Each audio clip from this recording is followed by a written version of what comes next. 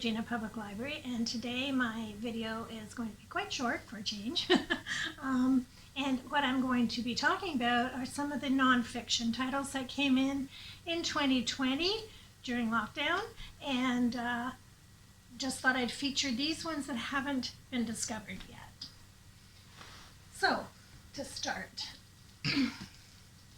did you enjoy Before We Were Yours? Very popular novel by Lisa Wingate, and as a result there was an uptick in interest in this time period and the subject matter of this novel.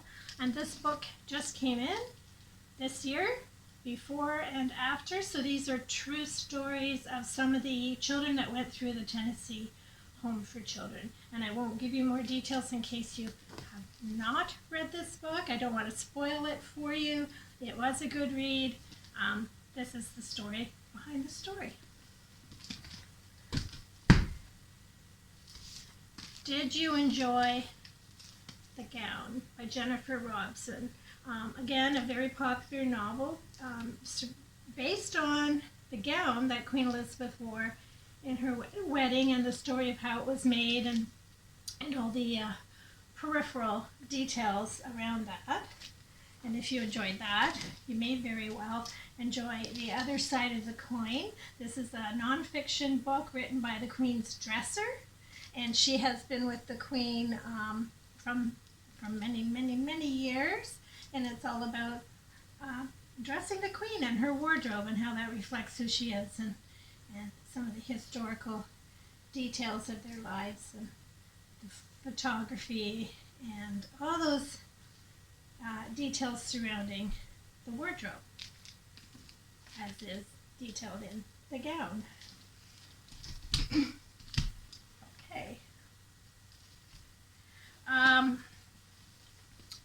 popular series by Greg Iles is Not Just Burning, and there are 3 novels. This is the second one in the series that take place around the civil rights era in southern U.S., and it is a detective story, a lawyer and detective who try to uncover some of the details around murders that took place in that time period. This is the real story, A Race Against Time.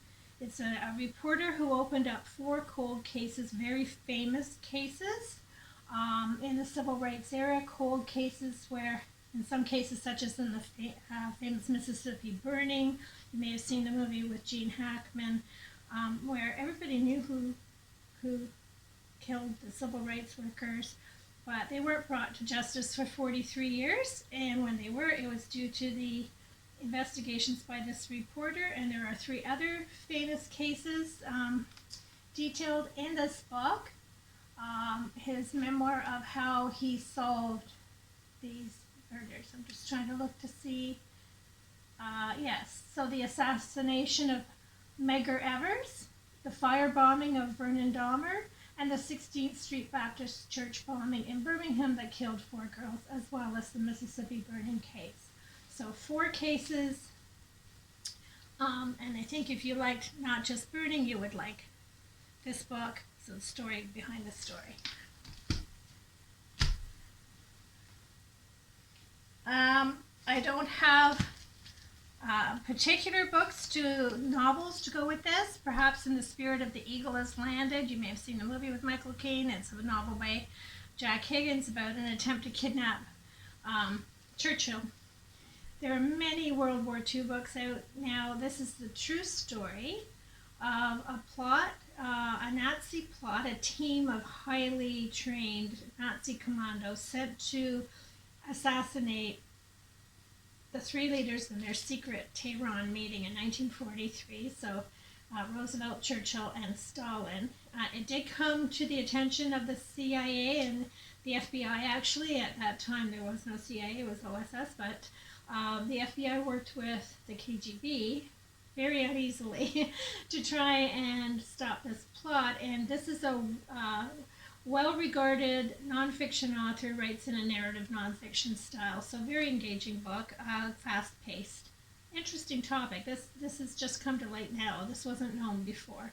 So new information and a good gripping read.